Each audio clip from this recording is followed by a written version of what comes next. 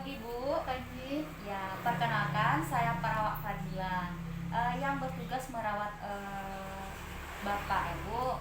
Sesuai dengan kontrak yang sudah kita buat sebelumnya, bahwasanya pada pagi hari ini kita akan melakukan bincang-bincang mengenai bagaimana cara merawat pasien dengan perilaku kekerasan. Nah, sebelumnya saya berbicara dengan siapa? Diana. Ya, Ibu Diana. Bu Diana biasanya panggil apa, Bu? Ana. Ya, Bu Ana. Baiklah Ibu, kita melakukan bincang-bincang. Ibu maunya kita berbincang di sini atau di teras rumah, Bu? Di sini saja. Ya, di sini saja. Maunya berapa lama, Bu? 20 menit. Ya, 20 menit cukup ya, Bu. Nah, baiklah Ibu. Sebelumnya bagaimana perasaan Ibu ketika merawat Bapak, Bu? Rasa saya merawat Bapak gak bagus. Apakah Ibu memiliki masalah dalam menghadapi Bapak? Iya, Sus. Iya. Biasanya bagaimana cara Ibu ketika menghadapi Bapak kalau misalkan Bapak sedang marah, Bu? Cara menghadapi, ya tenangin Bapaknya, Sus. Iya. Baiklah Ibu, sedikit informasi yang saya sampaikan bahwasanya marah ini merupakan perilaku yang wajar. Nah, tetapi jika marahnya sudah berlebihan, maka ini akan berdampak pada dirinya sendiri, orang lain dan juga lingkungannya. Berarti marah ini ketika seseorang tidak bisa mengontrol dirinya ketika mengalami kemarahan, maka dia akan dapat membahayakan dirinya sendiri dan juga lingkungannya. Ya, Bu, biasanya orang marah ini tampak dari wajahnya ya, Bu. Biasanya orang marah itu mukanya merah, kemudian terlihat gelisah, kemudian wajahnya itu seperti ingin melakukan sesuatu tindakan kekerasan. Nah, kalau Bapak, apakah Ibu melihat tanda-tanda seperti itu? Iya, Sus. Iya, berarti sama ya, Bu ya. Nah, kalau misalkan orang marah itu, kalau misalkan dia tidak bisa mengontrol kemarahannya, dia akan membanting apa saja benda-benda yang ada di sekitarnya. Kalau Bapak seperti itu juga, Bu? Iya. Iya. Bila itu terjadi, tindakan yang harus Ibu lakukan adalah Ibu tetap tenang. Ibu tidak boleh panik. Karena kalau misalkan Ibu panik, maka itu akan membuat suasananya menjadi lebih rumit ya, Bu. Ibu perlu melakukan bincang-bincang yang lebih lembut, tenangkan pikiran Ibu, terutama Bapak juga. Ibu usap-usap badannya, kemudian kalau misalkan Bapaknya sudah tenang, baru Ibu biarkan dulu ya, Bu. Nah, ini ada leaflet.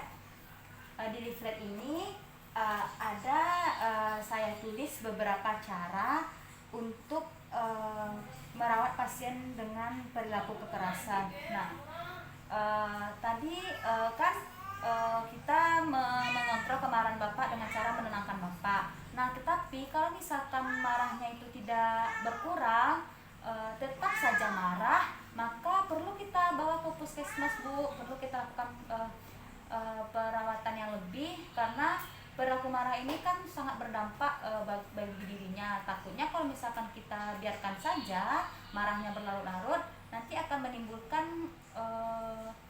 menimbulkan suatu yang tidak kita inginkan. Berarti kalau misalkan marahnya tidak bisa kita kontrol, maka perlu kita langsung bawa ke puskesmas.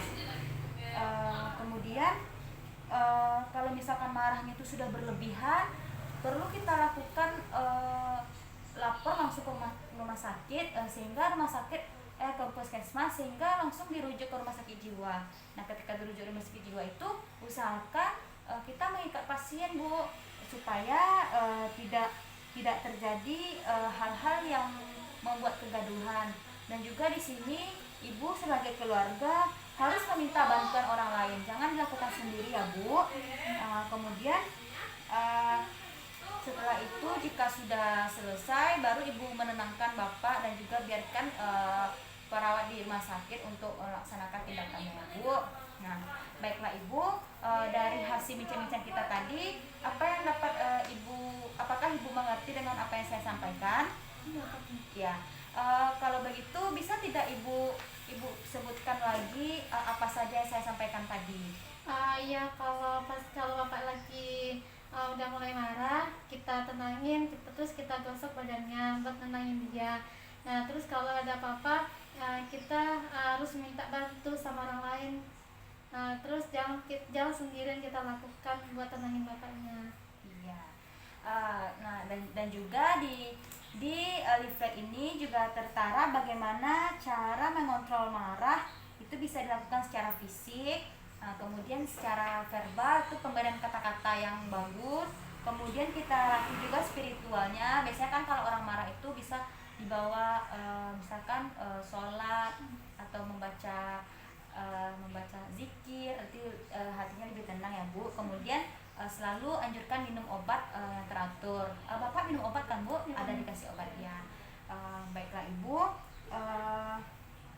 Kalau misalkan Bapak sudah bisa mengontrol kemarahannya, jangan lupa Ibu berikan apresiasi atau berikan pujian kepada Bapak sehingga Bapak lebih merasa dihargai. Nah, baiklah Ibu, bagaimana perasaan Ibu setelah kita lakukan bincang-bincang ini? Nyaman ya. Ya. Baiklah Ibu, mungkin sekian bincang-bincang kita kali ini. Apakah Ibu masih mau berbincang-bincang dengan saya di lain waktu? Boleh sus. Ya, nanti kita atur lagi jadwalnya ya Bu. Ya. Nanti di jadwal kedua kita bisa membahas tentang bagaimana cara mengontrol kemarahannya ya Bu. Nanti kita evaluasi dulu yang tindak kegiatan yang sudah kita lakukan. Nanti kita lakukan penambahan kegiatan di bincang-bincang selanjutnya. Baiklah Ibu, terima kasih atas kerjasamanya. Saya pamit dulu ya Bu. Terima kasih Bu. Assalamualaikum warahmatullahi wabarakatuh. Assalamualaikum.